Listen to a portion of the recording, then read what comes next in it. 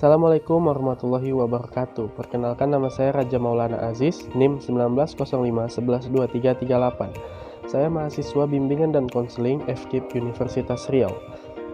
Di sini saya akan mereview sebuah jurnal mengenai konseling keluarga. Saya membuat video review jurnal ini untuk memenuhi tugas mata kuliah konseling keluarga yang diampu oleh Ibu Siska Merdes. Baiklah, di sini saya mengambil jurnal yang berjudul Kondisi Kehidupan Rumah Tangga Pasangan Sebelum Bercerai dan Faktor-faktor Penyebab Terjadinya Perceraian. Studi pada masyarakat suku Jawa di Kecamatan Sei, Dadap, Kota Kisaran. Pertama-tama saya akan membacakan abstrak dari jurnal ini. Perkawinan bertujuan membangun keluarga yang harmonis, namun kenyataannya tidak demikian, sehingga mengakibatkan terjadinya perceraian. Oleh karena itu, penelitian ini bertujuan mengungkap kondisi kehidupan pasangan sebelum bercerai dan faktor-faktor penyebab perceraiannya. Temuan penelitian menunjukkan bahwa yang pertama, 65,71% kondisi pasangan baik. Yang kedua, 45,71% kondisi fisiologis pasangan cukup baik. Yang ketiga, 71,43% kondisi psikologis kurang baik. Yang keempat, kondisi spiritual pasangan kurang baik. Yang kelima, 65,71% komunikasi kurang baik. Dan yang keenam, 89% kondisi kehidupan seksual pasangan kurang baik. Adapun faktor-faktor penyebab terjadinya perceraian adalah yang pertama, 94,28% pasangan bersifat egois. Yang kedua, 85,71% pasangan tidak saling menghargai. Yang ketiga, 82,85% pasangan tidak berada dekat pasangannya saat dibutuhkan. Yang keempat, sebanyak 80% pasangan tidak bisa diajak untuk saling berbagi. Yang kelima, 71,42% pasangan suka mengatur dan tidak suka meluangkan waktu untuk pasangannya. Dan yang keenam, 54,28% sampai dengan 68,57% perceraian disebabkan oleh faktor lainnya.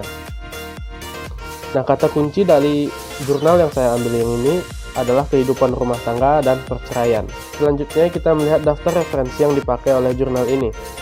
Nah, di sini kita dapat melihat bahwa jurnal ini mengambil 10 bahkan hingga 20 buku untuk menjadi referensi sebelum ditulisnya jurnal ini. Baik, selanjutnya kita memasuki metodologi yang digunakan oleh jurnal ini. Jenis penelitian ini adalah deskriptif, kuantitatif. Subjek dalam penelitian ini adalah masyarakat suku Jawa di Kecamatan Sei, Dadap, Kota Kisaran yang berjumlah 35 orang. Di antaranya 18 orang perempuan dan 17 orang laki-laki. Instrumen penelitian untuk pengumpulan data dalam penelitian ini adalah angket tertutup dengan menggunakan model skala Likert dan angket terbuka. Angket ini bertujuan untuk memperoleh data tentang kondisi kehidupan rumah tangga pasangan sebelum bercerai dan faktor-faktor penyebab terjadinya perceraian. Alternatif jawaban angket yang digunakan disediakan ada 5, yaitu sangat sesuai, sesuai, kurang sesuai, tidak sesuai, dan sangat tidak sesuai. Untuk mendeskripsikan presentasi hasil penelitian, peneliti menggunakan rumus presentasi. Sedangkan untuk mencari kriteria penilaian masing-masing data menggunakan langkah-langkah yang peneliti lakukan, yaitu yang pertama, menentukan skor tertinggi atau skor ideal dan skor terendah. Yang kedua, menetapkan jumlah kelompok, interval, dan kriteria. Dan yang ketiga, menyusun kelompok-kelompok interval ke dalam tabel. Setelah dilakukannya penelitian ini, dapatlah kesimpulan serta saran. Kesimpulannya, berdasarkan hasil analisis data yang telah dibahas pada bab terdahulu, maka dapat diambil kesimpulan tentang kondisi kehidupan rumah tangga pasangan sebelum bercerai dan faktor penyebab perceraian pada masyarakat Jawa sebagai berikut. Yang pertama, kondisi kehidupan rumah tangga pasangan sebelum bercerai. 1. Kondisi umum kehidupan rumah tangga pasangan sebelum bercerai sebahagian besar berada dalam keadaan kurang baik. Nah, jadi sebelum bercerai itu memang rumah tangganya sudah sudah terganggu gitu, sudah tergoyahkan. Yang kedua, kondisi usia dan kondisi fisiologis pasangan sebelum bercerai diterima dengan baik dan cukup baik. Nah, yang kedua ini usia pasangan saat sudah menikah itu diterima oleh pasangannya masing-masing. Yang ketiga, secara umum kondisi psikologis, kondisi spiritual, kondisi komunikasi, dan kondisi seksual kehidupan rumah tangga pasangan sebelum bercerai kebanyakan berada dalam keadaan kurang baik. Nah, sebelum bercerai itu memang sudah kondisi yang dialami oleh kedua pasangan tersebut sudah di saat sudah berada dalam keadaan yang kurang baik. Yang kedua, faktor-faktor penyebab terjadinya perceraian. Faktor penyebab terjadinya perceraian sebagai berikut. Sebanyak 94,28% menyatakan pasangan bersifat egois. Nah, dari hasil survei yang dilakukan oleh jurnal ini, 94, itu menyatakan bahwa kedua pasangan itu bersifat saling egois. Kemudian sebanyak 85,71% menyatakan pasangan tidak menghargai. Nah, pasangan juga tidak saling menghargai satu sama lain. Selanjutnya sebanyak 82,85% menyatakan pasangan tidak berada di dekat saat dibutuhkan. Kemudian sebanyak 80% menyatakan pasangan tidak bisa diajak untuk sharing ataupun saling berbagi. Seterusnya sebanyak 71,42% menyatakan pasangan suka mengatur ataupun saling mengekang dan pasangan tidak bisa meluangkan waktunya untuk pasangannya.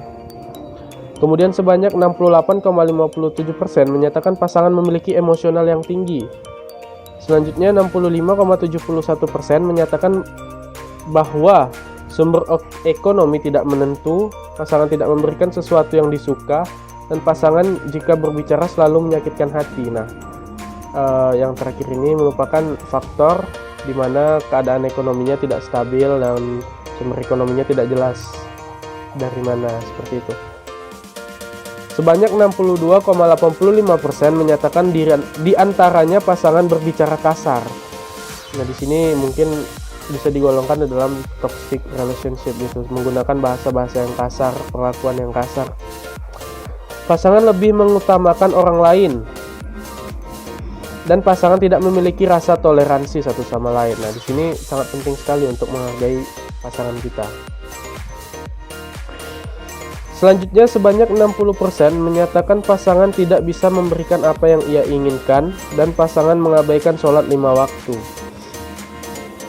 Kemudian sebanyak 57,14% menyatakan pasangan tidak mengerti dengan kondisi dan pasangan enggan diajak untuk beribadah. Dan sebanyak 54,28% menyatakan dorongan seksual pasangan terlalu tinggi. Nah, itu merupakan kesimpulan dari jurnal yang saya ambil pada review kali ini. Nah, saran yang dituliskan oleh penulis jurnal ini yaitu berdasarkan hasil temuan penelitian, maka peneliti dapat mengungkapkan beberapa saran, diantaranya Kantor Urusan Agama atau KUA untuk dapat memberikan bimbingan pranikah kepada pasangan suami istri yang akan menikah dengan materi keagamaan, interpersonal, komunikasi, serta seksual. Konselor di luar sekolah untuk melakukan bimbingan pranikah bagi yang menikah dan bimbingan keluarga bagi keluarga yang sudah menikah dan memiliki anak dengan materi spiritual, interpersonal, komunikasi, serta seksual seperti yang tadi. Lembaga pendidikan konselor membekali mahasiswa dengan mengajarkan kompetensi untuk melaksanakan konseling pranikah, serta konseling keluarga dengan materi spiritual, interpersonal, komunikasi, dan seksual. Peneliti lanjutan meneliti apa yang akan diteliti berkaitan dengan kondisi psikologis pasca terjadinya perceraian dengan sampel yang lebih luas. Nah, itu merupakan saran yang ditulis oleh penulis jurnal yang tadi. Mungkin begitu saja yang dapat saya sampaikan dalam review jurnal yang saya ambil pada hari ini. Lebih dan kurang saya mohon maaf. Sekian dari saya. Assalamualaikum warahmatullahi wabarakatuh.